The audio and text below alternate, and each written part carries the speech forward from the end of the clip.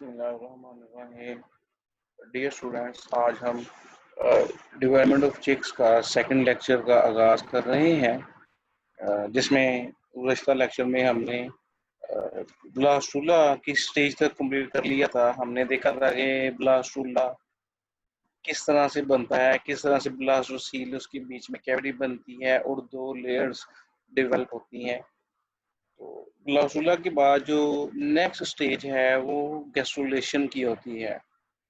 Gastrulation को इस तरह से पहचाना जाता है कि एम्ब्रियो के अंदर बहुत ही रैपिडली जो सेल्स की मूवमेंट्स और अरेंजमेंट होना शुरू हो जाती है। गैस्ट्रुलेशन के दौरान जो ब्लास्टोडर्म्स होती हैं, ब्लास्टुला की जो दो लेयर्स हैं ब्लास्टोडर्म्स, वो स्प्लिट होके दो लेयर्स में तब्दील होती है। एक ऊपर वाली लेयर बनती है जिसे हम एपीब्लास्ट कहते हैं, और जबकि एक नीचे वाली लेयर बनती है जिसे हम हाइपोब्लास्ट कहते हैं।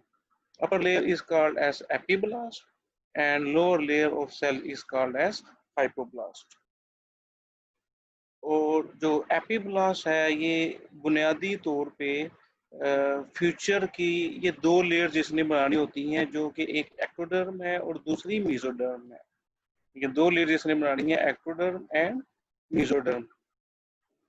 एपीब्लास्ट से यानी दो लेयर्स बनती हैं।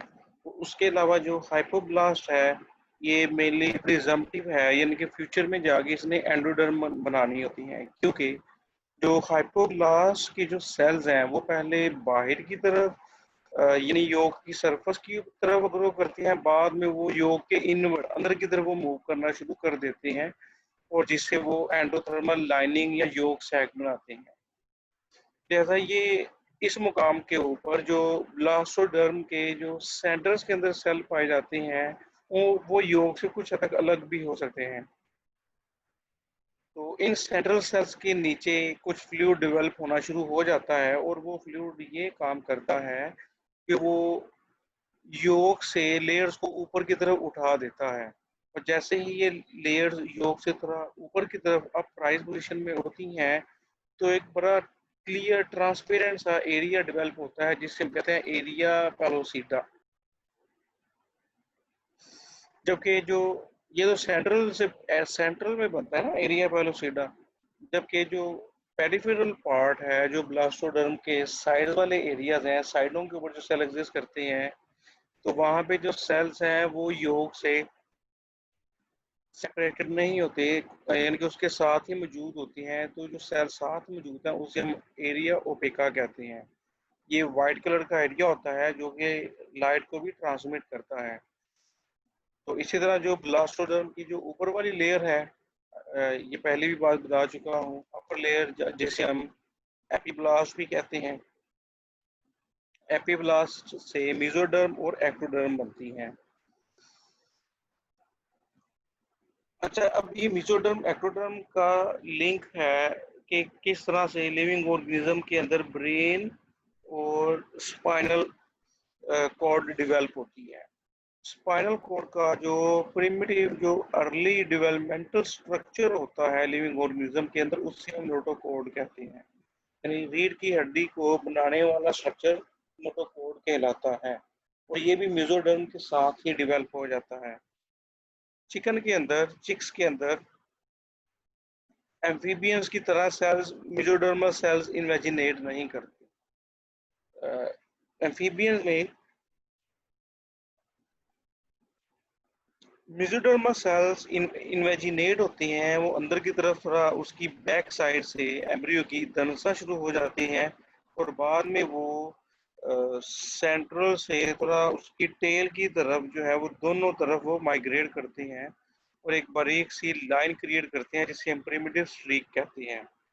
और ये प्रिमिटिव स्ट्रीक यानी कि हल्की से जो लाइन या ग्रूव या कट सा बनता है, ये बहुत तेजी से उसकी पूरी लंबाई का रुख फैलना शुरू कर देता है एम्ब्रियो की, और इसी फैलाव की वजह से ब्लास्टोडर्म की शेप जो है वो काफी हद तक चेंज हो जाती है। यानी कि वो पहले सर्कुलर होता है, सर्कुलर से बाद वो कुछ पियर शेप या कुछ नाशपाती की तरह या कुछ लंबोतरा सा हो जाता है। आप इस डायग्राम में देख सकते हैं, ये कट सेक्शन हाफ सेक्शन दिखाया गया है, ये है सेंट्रल स्ट्रीक, सेंट्रल लाइन, इसको हम प्रिमिटिव स्ट्रीक कहते हैं। ये प्रिमिटिव स्ट्रीक जो है ये सेल्स की इन्वेजिनेशन से बनती है। ब्लास्टोडर्म्स की स्पेशली जब इन्वेजिनेशन होती है, एपिब्लास्ट की जो इन्वेजिनेशन है, तो इससे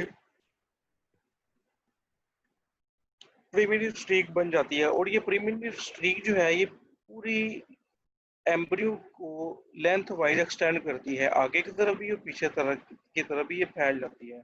मतलब 18 घंटे में जब चिप की डेवलपमेंट स्टार्ट होती है तो कुछ इस तरह का स्ट्रक्चर होता है, लेकिन अगर 25 घंटे की में हम देखें तो वो स्ट्रक्चर कुछ इस तरह का बन चुका होता है कि एक वाजिया न्यूरल ग्रूव यानी कि छोटी सी नाली नुमा पाइप नुमा स्ट्रक्चर बन जाता है उसके पोस्टीरियर एंड पे, उसके पिछले एंड के ऊपर।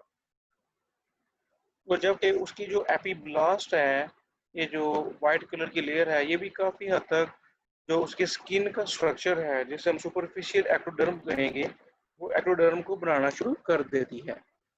अच्छा, न्यूरल ग्रूव के नीचे कुछ सेल जो हैं वो नोटोकॉर्ड बनाते हैं।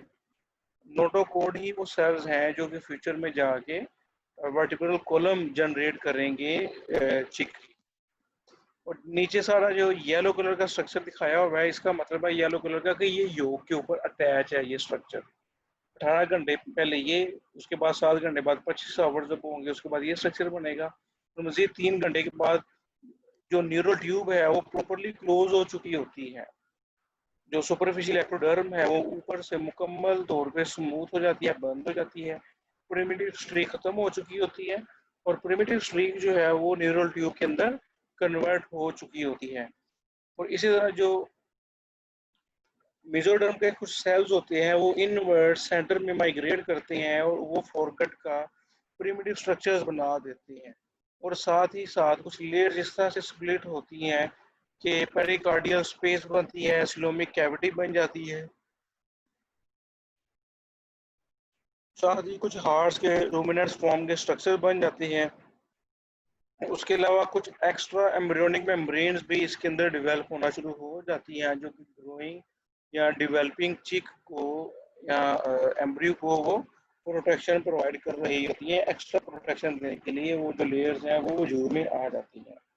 लिहाजा ये जो सेल्स हैं तमाम के तमाम सेल्स माइटोसिस डिविजन्स के मातहत काम कर रहे होते हैं और इसमें कहीं भी म्यूटिक सेल डिवीजन नहीं है।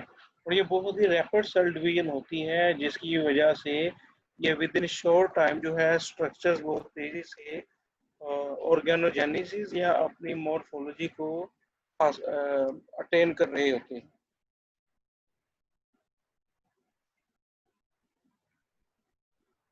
तो ये तो कुछ वही बातें जो बताई हैं दोबारा यहाँ पे रिपीट होंगी कि जो प्रिमिटिव स्ट्रिंग बनती है उसका एंटीरियर एंड है वो थोड़ा एग्रीगेट होता है कि एक ही जगह पे इकट्ठा होना शुरू हो जाता है, वहाँ पे एक नोड बनती है उसको हम प्रिमिटिव नोड कहते हैं या नोडोकोड सेल्स कहते हैं। जबकि जो दूसरे सेल्स हैं वो मेसोडर्मल सेल्स कहलाते हैं। और मेसोडर्मल सेल से उसका डाइजेस्टिव सिस्टम का जो प्रिमिटिव स्ट्रक्चर्स है वो डेवलप होता है। लिहाजा ये जो प्रिमिटिव स्ट्रीक है ये प्योर डोर्सल साइड पे मौजूद होती है और इसके लेटरल साइड पे एक सुराख होता है जिसको लेटरल इप्सोब्लास्टोपोर भी कहते हैं।